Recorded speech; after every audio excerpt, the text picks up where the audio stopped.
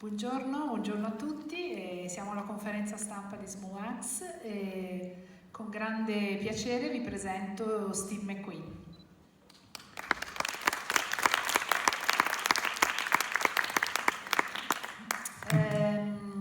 Comincerei io con una domanda, poi attendo le vostre. Abbiamo letto che l'idea di questo film, di questa serie di film, è un'idea che parte da lontano, che lei sta cullando da un po' di anni, che ci racconta un po' come si è sviluppata rispetto ad anni fa, che cosa è cambiato e perché ha deciso di darle questa forma.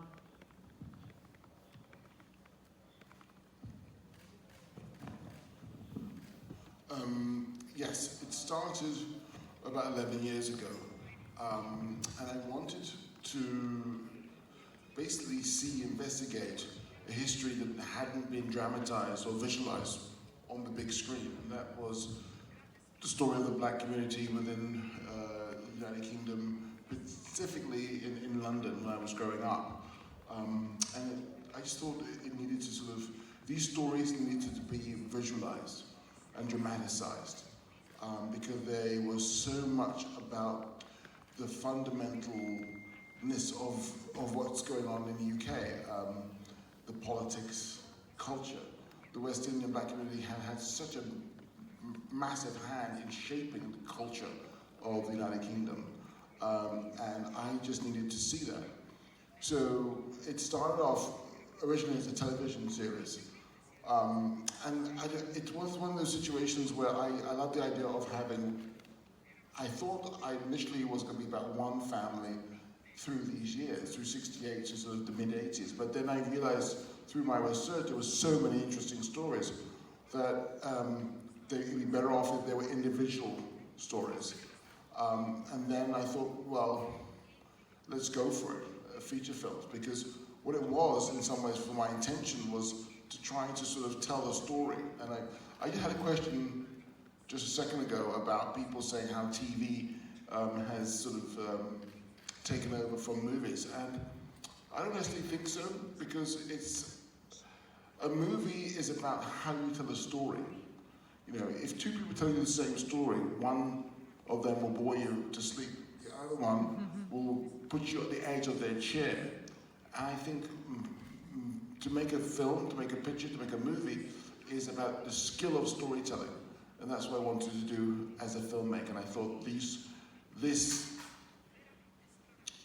stories deserve that kind of attention. E come ha raccolto tutte le storie che poi ha raccontato attraverso I personaggi di questi film? Well, it was, again, I was working with myself and Tracy Scofield and David Tennant, the producers who helped to make it, as well as my company, Lammers Park. And we basically, we talked to a researcher called Helen Bart, who was an amazing researcher, as well as the writers, Courtier, Newland, and Al Simmons. We all got on board the research, but particularly Helen, because we spoke to people, hundreds and hundreds of people, people who were dead now, in fact, because it took 11 years to compile all these stories. And it was just so rich. It was so rich. And how these stories were not national stories that everyone knew about was, for me, a bit of a surprise, and therefore that's why I was desperate to make Small Axe. Ci sono delle domande? C'è una domanda lì, poi lì. Facciamo arrivare il microfono qui e poi lì.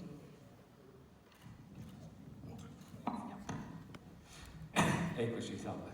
Capellono solo per l'ingegnere, dunque volevo capire per questo film che abbiamo visto, che è ispirato a una storia vera, se l'eroe è ancora vivo, se nella sua storia effettivamente è riuscito poi a cambiare qualcosa da dentro, se ha collaborato, ha visto il film, eccetera, un po' di notizie sulla storia vera e su quello che poi è successo dopo, che ci lascia un po' tutti quanti curiosi.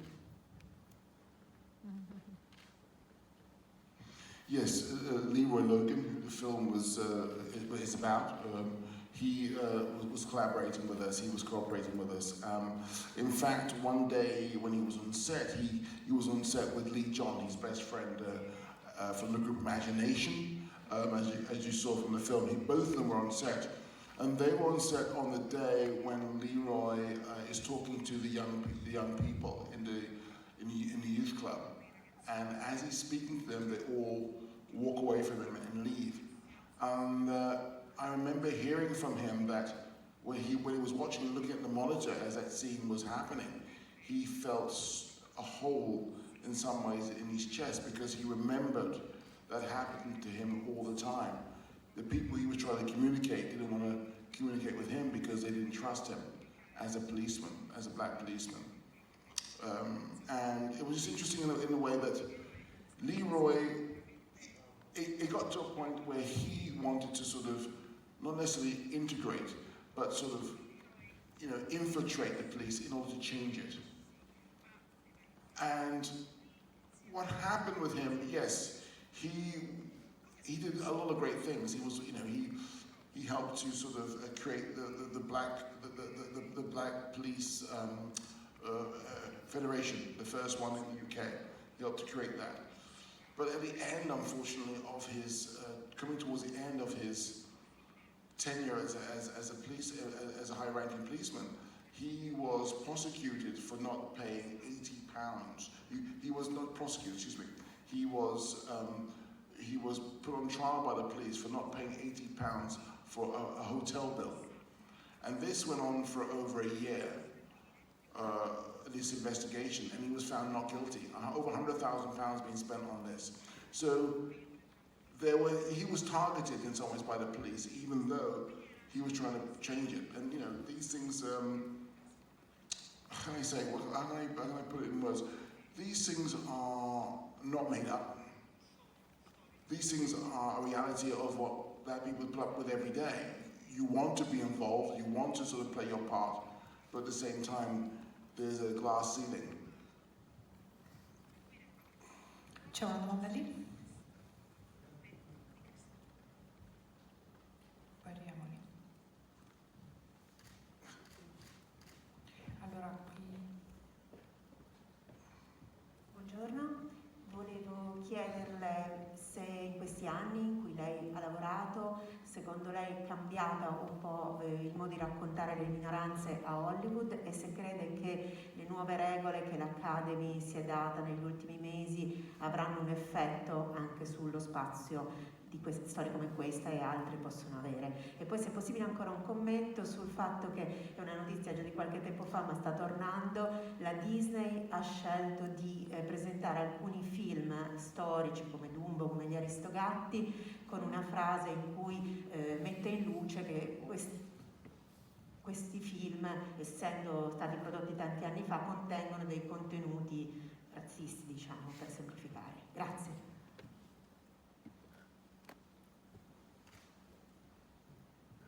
Well, there's about 4 questions in there, if I can remember them all.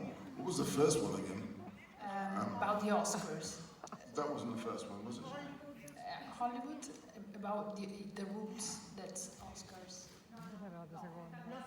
If something changes. Oh, okay, all right.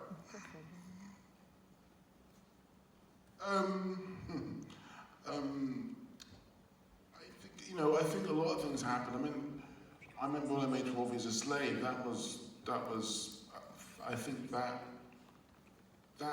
was very eye-opening. I think for a lot of people, in the sense the way that a movie of that unfortunate history, American history, could actually make that amount of money that we made and actually have a black lead. I think that's when a lot of people in Hollywood sort of eyebrows raised, because they realized that we can make money out of out of this kind of product as such. I mean, it is a better product, isn't it?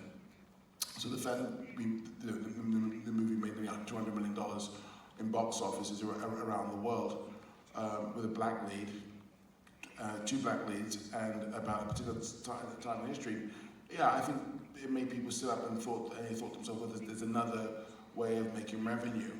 I don't know how progressive that has been since then, I don't know.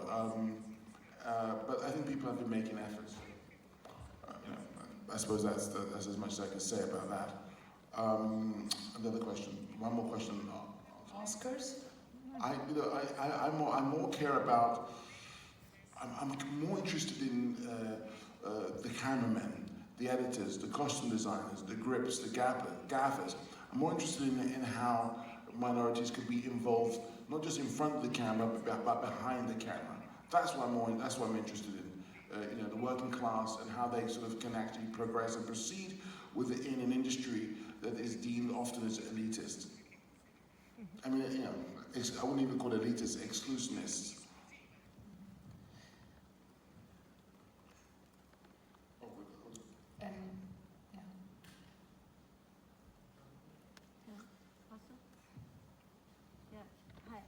My name is Francesca. I wanted to ask you. Hi, my name is Francesca. As a storyteller, as a voice in the filmmaking industry of the Black community and the Caribbean community, how's and something that you work on these stories for 11 years. How has it changed, and how much the Windrush generation drama and issue has impacted also the writing of this story for the community, Caribbean community? Well, I think I definitely wanted to make this before. I know it sounds crazy, but I definitely want to make certain things before people passed, because a lot of that generation, you know, my parents' generation were leaving us, and that, if anything, was a motivation to sort of get these things done, because there's a lot of people who lived and died and not seen themselves on screen, and seen in the way that they should be seen as heroes. You know, all of the Mangrove 9 men, for example, in the movie Mangrove, are all dead. So there was a want and a need to sort of portray people in the way that they would want it to be seen and to be recognized. So that helped. And yes, the unfortunate scandal with the Windrush situation, it just put more fuel in my engine to sort of get these films, you know, across the finishing line. C'è una domanda lì, da quelle parti lì.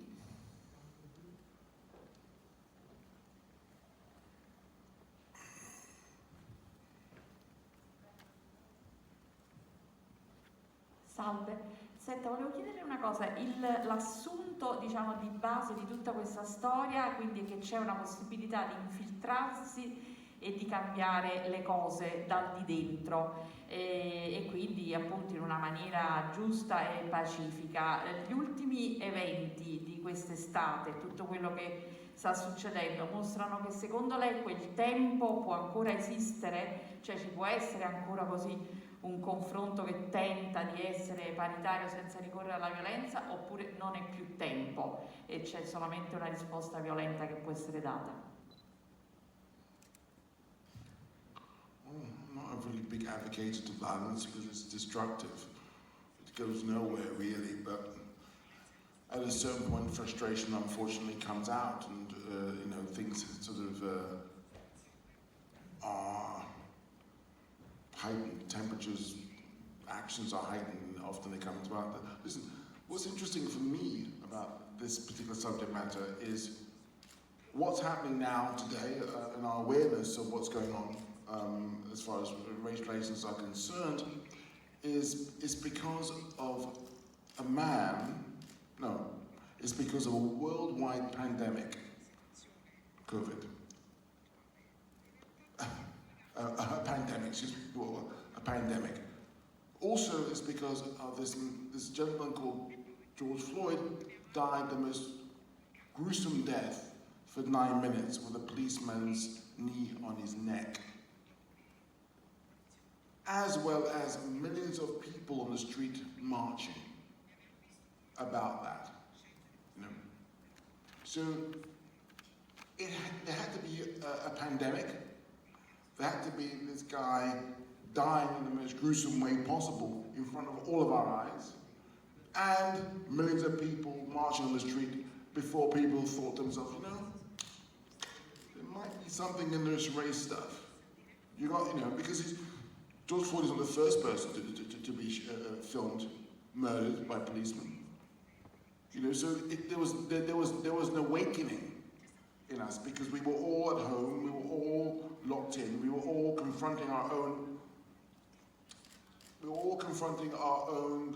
fragility, our own mortality. And then you see something like that on the screen, people react to that. I think it's you know, I suppose I'll end it by saying it's taken that amount of suffering and pain worldwide for people to realize there might be something wrong as far as race is concerned. Anyway. Questa è anche una storia di famiglia e mi sembra che insomma il cuore del film sia il rapporto padre-figlio, che è molto importante, che mi sembra che sia un tema sul quale ha lavorato molto. Ci può raccontare un po' di questo aspetto del film? There's a certain sense this movie is about masculinity as well. The father and the son, there's this kind of relationship where, you know, the boy becomes a man. And there is that kind of conflict going on in the house. But also, you know, I love it in the beginning when the father says, I am the only authority you need. And then how Leroy, you know, takes his own actions as far as wanting to be a policeman after his father's been beaten very badly. So there is that tug of war thing going on, which I wanted to sort of look at. I mean, again, it's in relationship to my own father and to Courtier's father, who co-wrote the script, and also to John Boyega's father, who stars in the picture. You know, there's always the father who wants to put you, particularly black folk, wants to put you on the straight and narrow because there's so much danger out there. But it's basically, they feel it's protection, but we feel it's overbearing. Ci sono domande? Una domanda lì?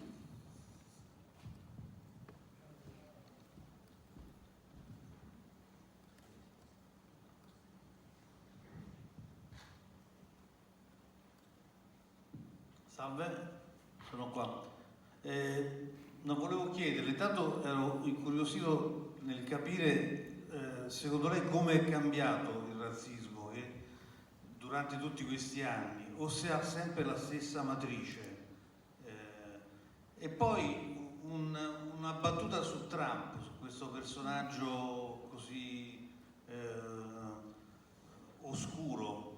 Cosa pensa? Che cosa accadrà in America con le elezioni e di Trump? Grazie. I think I discussed the race thing quite in depth just a while ago, so I don't want to repeat that answer. As far as Trump is concerned, what's there to say, really? I mean, what hasn't been said?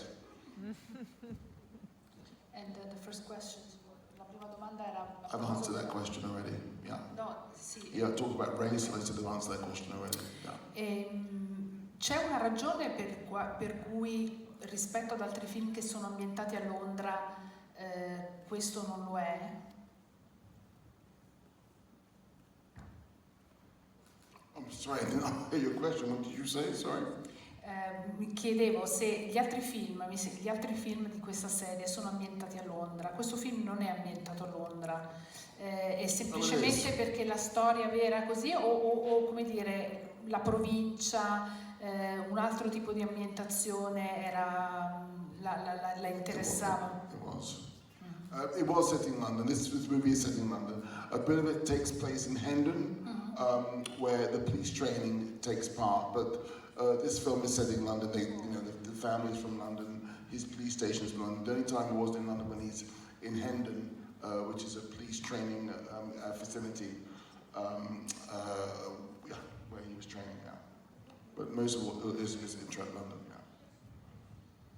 Ci sono altre domande? No, allora io la ringrazio molto. Thank you very much. Thank you so much. Thank you so much. Bye-bye. Thank you. Bye, thank you.